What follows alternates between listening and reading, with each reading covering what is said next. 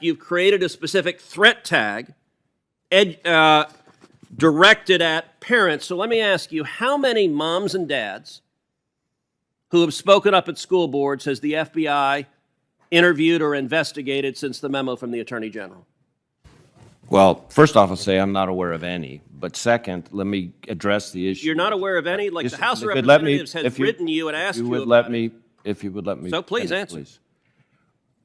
Let me say to you and to this committee the same thing I said to every FBI field office after I read the memo, which was that the FBI is not going to be in the business of investigating speech or policing speech at school board meetings or anywhere else, and that we're not about to start now, that threats of violence, that's a different matter altogether, and there we will work with our state and local partners as we always have. So, Director Ray, our time is, do you know how many parents you have interviewed or investigated since that memo? Okay, I am so aware. you just saw that clip. If your jaw isn't on the floor right now, I don't know what to tell you. That was Senator Ted Cruz going head-to-head with FBI Director Christopher Wray in one of the most important congressional hearings in recent memory. And we are about to watch the whole thing together. Before we dive in, let me be straight with you. I'm not here to cheerlead for any political party, but I am here to call out what I see clearly in front of me. And what I see is a U.S. Senator asking completely reasonable questions and getting evasive, rehearsed non-answers from the director of the most powerful law enforcement agency on the planet. That is a problem. The snippet you just saw barely scratches the surface. We've got FBI training documents flagging the Betsy Ross flag as a sign of violent extremism. We've got parents being investigated for speaking at school board meetings. We've got a kidnapping case where every single defendant walked free and the agent in charge got promoted. There is a lot to unpack here. If you're new here, welcome. Hit subscribe because this is exactly what we do on this channel. Real conversations, real accountability, no fluff. And if you're already part of the community, drop a comment below. Tell me your reaction to that clip. Were you shocked? Were you unsurprised? All right, let's get into it. Thank you, Mr. Chairman. Director Wray, I'm deeply concerned that the FBI and the Department of Justice have become thoroughly politicized. I think this is a problem that began during the Obama administration. I think it metastasized with career officials during the Trump administration, and I think it continues and is even worse today under the Biden administration. I don't believe you personally reflect that politicization, but I think you've been unwilling to root it out and unwilling to hold people accountable for the politicization. I hear regularly from FBI agents and from professionals at the Department of Justice who are dismayed that our law enforcement has been weaponized and politicized rather than remaining apolitical as it has been for the history of our country. Yesterday, it was reported that Project Veritas had obtained a copy of an FBI training material, which listed various symbols and themes which, in the FBI's estimation, were indicative of, quote, militia violent extremism. Now, these symbols weren't things like the Ku Klux Klan or the Nazi Party, which naturally would be symbols of that, but instead they included, rather astonishingly, patriotic symbols of our nation and our history. Included on this list is the Betsy Ross flag.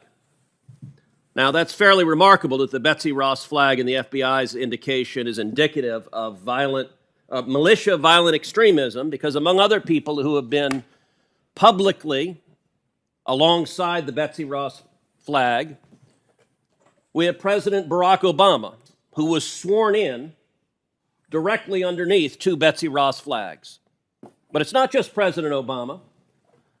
We also have President Biden, who was sworn in under Betsy Ross flags. It's not just the Betsy Ross flag.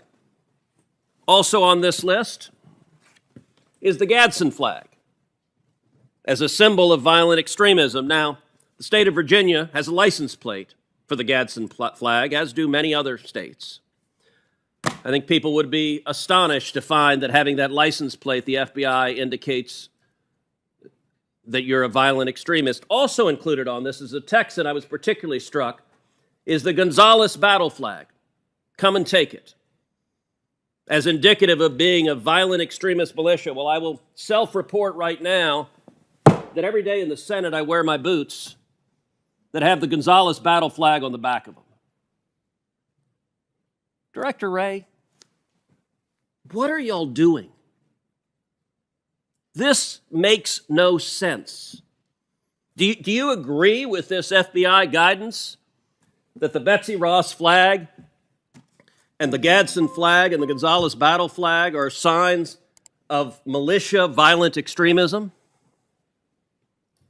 Well, Senator, I'm not familiar with the particular document you have behind you, and I'm not in the practice of trying to comment on documents that I haven't recognized, but I will tell you that when we put out intelligence products, including ones that reference symbols, which we do across a wide variety of contexts, we usually take great pains to put caveats and warnings in the document that make clear that a symbol alone is not considered evidence of violent extremism, and it's... Well, but Director Wray, you don't include things like Antifa, you don't include things like Black Lives Matter. Instead, you identify patriotic Americans as suspects, and I would note there's a pattern of this. As you're aware, the National Association of School Boards asked the Attorney General to investigate parents as domestic terrorists under the Patriot Act. Now, it did so because it was upset about moms and dads coming to school boards and disagreeing with the policies of those schools. 5 days after that letter, the Attorney General sent a memo to you directing the FBI to target parents for investigation. Since that time, the National Association of School Boards has apologized for the letter because it was so indefensible, but that hasn't stopped the FBI. In fact, you've created a specific threat tag directed at parents. So let me ask you, how many moms and dads who have spoken up at school boards has the FBI interviewed or investigated since the memo from the Attorney General? Well, first off, I'll say I'm not aware of any. But second, let me address the issue. You're not aware of any? Like Yes, the House of if you'd let me- Representatives has if you- written you and asked you you would about let it. me, If you would let me. So please finish, answer. Let me say to you and to this committee the same thing I said to every FBI field office after I read the memo, which was that the FBI is not going to be in the business of investigating speech or policing speech at school board meetings or anywhere else, and that we're not about to start now, that threats of violence, that's a different matter altogether, and there we will work with our state and local partners as we always have. So, Director Wray, our time is, do you know how many parents you have interviewed or investigated since that memo? I am aware that we have had a small number of assessments, which is less than an investigation, and a few full investigations. Hold on. How many have you Hold on. Let me finish. I'm asking a question, our time is limited. I don't know the number, but that not necessarily, let me finish, that are not necessarily of parents. We have individuals who have made threats against a variety of people, sometimes school board officials, sometimes other people as well. Director Wray, I will point out the House of Representatives has sent you oversight letters detailing dozens of investigations under a threat tag directed at parents, moms and dads, who G-men have come in because they spoke out against mask mandates or vaccine mandates or critical race theory, and suddenly the G-men show up. And this was after the Attorney General claimed it wasn't happening. And so the pattern, sadly, we've seen, you say you don't know how many there are. The follow-up will be I'll send you a letter, and you'll send back a letter that says I refuse to answer it. Let me give another example. Recently, there was the case against individuals charged with kidnapping and murdering Governor Gretchen Whitmer in Michigan. That case ended up an absolute debacle where the 4 people who went to trial, 2 of them were acquitted, 2 received mistrials. None of them were convicted on even a single charge, and the basis of the defense was entrapment, that the FBI, that paid enforcements for the FBI, had suggested and had incited the conduct. Let me ask you, how many FBI agents were disciplined or reprimanded after that disastrous case and the misconduct that led to every defendant being acquitted or having a mistrial on every charge? Senator, I can't comment on a personnel matter. I can tell you that that case, as I understand it, is now pending a retrial, as I understand it. Well, the special agent in charge of that case has now been sent to D.C., to the Washington, D.C. office, and now leads the investigation regarding January 6th. Is that correct? That doesn't sound right to me. That does not sound right. The name of the individual is Stephen D'Antuono. It was run out of the FBI Detroit field office.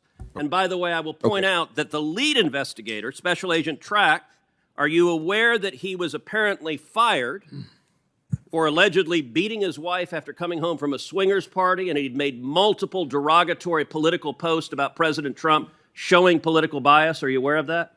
I am aware of, I think, the incident you're describing and action that was taken about it. To clarify on the first part of your question, Mr. D'Antuono was the special agent in charge of the office, the Detroit field office, and is now the assistant director in charge of the Washington field office. I thought you were asking about the agent who was responsible for the So the guy in charge got promoted and is now in charge of the January 6th investigation. The guy in charge of the whole Detroit field office is now in charge of the whole Washington field office. That is astonishing. Senator Coons. Thank you, Chairman Durbin. All right, we're out the other side. And I have thoughts. First, credit where it's due. Ted Cruz came into that hearing prepared. He didn't show up to grandstand for 30 seconds and yield the floor. He came with receipts, actual documents, specific names, specific cases. That matters because it's very hard to deflect a boot with the Gonzales battle flag on it being held up in the United States Senate. That moment worked because it was specific. Cruz wasn't making a theoretical argument. He was saying, here is your own agency's document, here is how absurd it is, and I am personally Exhibit A. Now the FBI training document, the Betsy Ross flag. Let that sink in. The flag that flew when this nation was born. The flag that appeared at Barack Obama's own inauguration. The flag that appeared at Joe Biden's inauguration. According to the FBI's own internal training material, that flag is a potential indicator of militia-violent extremism. At what point do we stop making excuses for this and call it what it is? This isn't a bureaucratic typo. Someone wrote that document and signed off on it. Multiple people approved it. That is a cultural and institutional problem inside the FBI. And Director Wray's response about putting caveats in documents is simply not good enough. Then we get to the school board issue, and honestly this one might be even more disturbing. The National School Boards Association sent a letter comparing parents at school board meetings to domestic terrorists. The Attorney General sent a memo to the FBI within 5 days. 5 days. The FBI then created a specific threat tag directed at parents. Now Director Wray sat there and said he wasn't aware of parents being investigated, then in the very next breath acknowledged there had been assessments and full investigations. Those two things cannot both be true at the same time. The director of the FBI should know the answer to that question. The fact that Cruz had to drag even a partial acknowledgement out of him tells you everything. And here's the part that really gets me. The National School Boards Association later apologized for that letter. They admitted it was indefensible. But the FBI kept going anyway. The justification had been retracted by the very people who made it, and the investigation framework stayed in place. That is not an agency following the law. That is an agency following an agenda. Now the Whitmer kidnapping case. 4 people go to trial for allegedly plotting to kidnap the governor of Michigan. 2 are acquitted. 2 get mistrials. Not a single conviction on a single charge. The defense was entrapment. The FBI's own paid informants allegedly suggested and helped plan the very conduct they were supposed to be investigating. That is a catastrophic failure any way you look at it. So what happened to the people responsible? Stephen D'Antuono, the special agent in charge of the Detroit field office during that entire debacle, was promoted. He is now the assistant director in charge of the Washington field office and is leading the January 6th investigation. Read that again slowly. The person who oversaw one of the most embarrassing FBI operations in modern history is now running one of the most politically significant investigations in the country. And Director Wray's first reaction was to say that doesn't sound right to me, before being corrected on his own agency's own personnel. That moment alone should be making front-page news everywhere. Look, the FBI does genuinely important work, and there are thousands of agents out there doing their jobs with real integrity. Nothing I'm saying is directed at them. But institutions are only as trustworthy as the accountability structures within them. And what Ted Cruz laid out today is a pattern. Not one isolated incident, but a pattern of political targeting, of protecting the wrong people, and of leadership that is either unwilling or unable to fix it. Ted Cruz asked the right questions. Christopher Wray gave carefully worded non-answers. The American public deserves better than that from an agency that operates in their name. If this video opened your eyes at all, share it. This is the kind of conversation that needs to be happening way louder than it currently is. I'll see you in the next one.